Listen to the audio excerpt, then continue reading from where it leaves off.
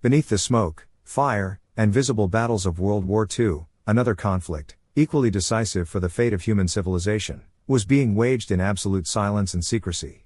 The battlefield was not the rubble of Stalingrad, the beaches of Normandy, or the skies over London, but a seemingly peaceful Victorian estate in Buckinghamshire, England, Bletchley Park.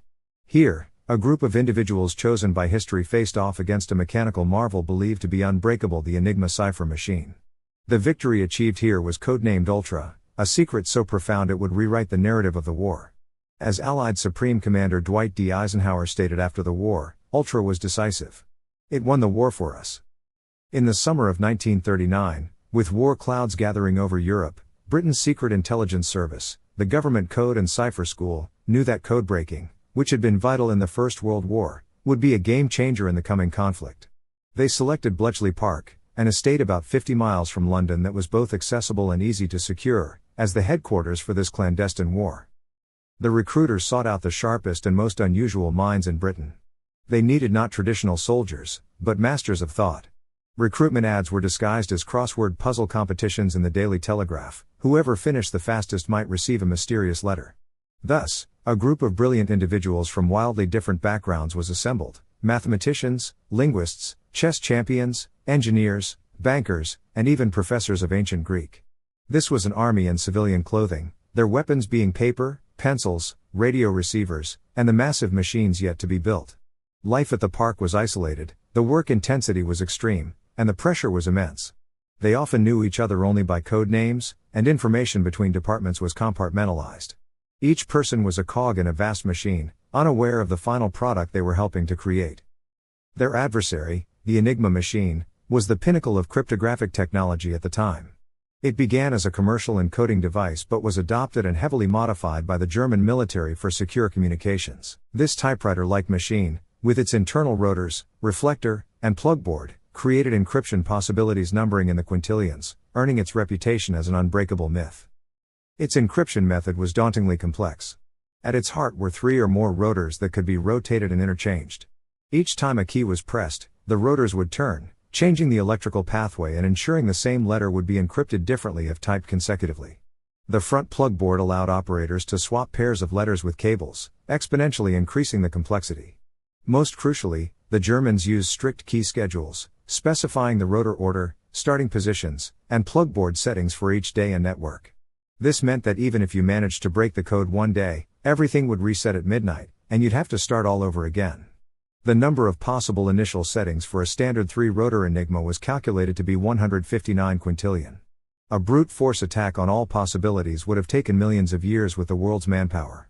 The Germans were utterly convinced of its security, and their most critical military secrets, from Hitler's directives to the coordinates for the U-boat wolf packs, flowed through Enigma's encrypted signals. Confronted with this seemingly insurmountable cryptographic mountain, traditional language analysis and frequency counting were useless. It was at this point that a key figure emerged, Alan Turing. This eccentric, unkempt mathematical genius introduced a revolutionary approach. He realized that breaking Enigma wasn't about guessing, but about logical elimination. Turing's core breakthrough was leveraging an inherent flaw in Enigma's encryption: a letter could never be encrypted as itself. He also cleverly exploited Cribb's predictable fragments of text in German messages, such as daily weather reports, standard greetings, or Heil Hitler. Based on these known plaintexts, Turing devised a logical method to systematically test the possible rotor starting positions. However, the human brain and manual calculations were far too slow for the vast number of possibilities. So, Turing proposed a bold idea: build a machine that could use mechanical speed to perform logical deductions. This machine was called the Bombay. It didn't read Enigma messages directly. Instead, it was an electromechanical device designed to rapidly simulate the workings of multiple Enigma rotors, testing thousands of possible settings to find the one that produced a logical contradiction with the suspected crib. It was like using tens of thousands of keys simultaneously to try and open a lock. Though cumbersome, its speed allowed it to perform in hours calculations that would have taken humans millennia. The first operational Bombay was installed in March 1940. Its success marked the moment Bletchley Park's work transitioned from theoretical exploration to actionable decryption. Yet, war is dynamic. The Germans constantly upgraded their systems, and the toughest challenge came from the German Navy. Naval Enigma used more rotors and more complex key procedures. The cipher used by the U-boat wolf packs hunting in the Atlantic, codenamed Triton by the Allies, was particularly formidable. U-boats were devastating Britain's lifeline, the Atlantic shipping lanes, and breaking the naval code was a desperate necessity. To storm this final fortress, Bletchley Park employed a multi-pronged strategy. Beyond mathematical efforts, they relied on daring military operations.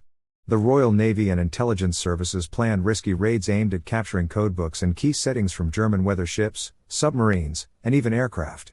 One of the most successful was the capture of U-110 in May 1941, where a complete Enigma machine and its codebooks were seized.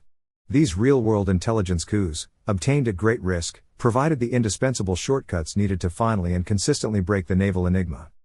With naval Enigma being progressively broken by the end of 1941, the Allies gained an unprecedented God's eye view.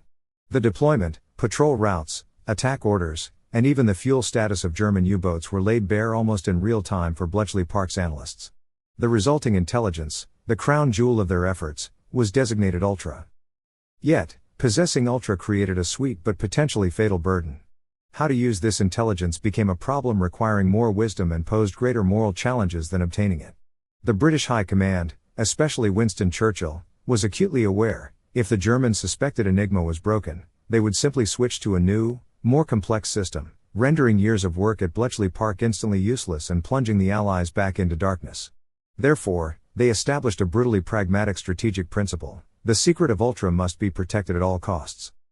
This meant that every action based on Ultra intelligence required a plausible, alternative explanation for its source. For instance, before bombing a key target located via Ultra, a reconnaissance plane would be sent over the area first, so the Germans would believe their target was spotted by aerial surveillance. More harrowing choices involved protecting Atlantic convoys. Although the British Admiralty could see the U-boat patrol lines clearly, they could not route every single convoy perfectly around them. If convoys always coincidentally avoided submarine concentrations, German commanders would quickly grow suspicious.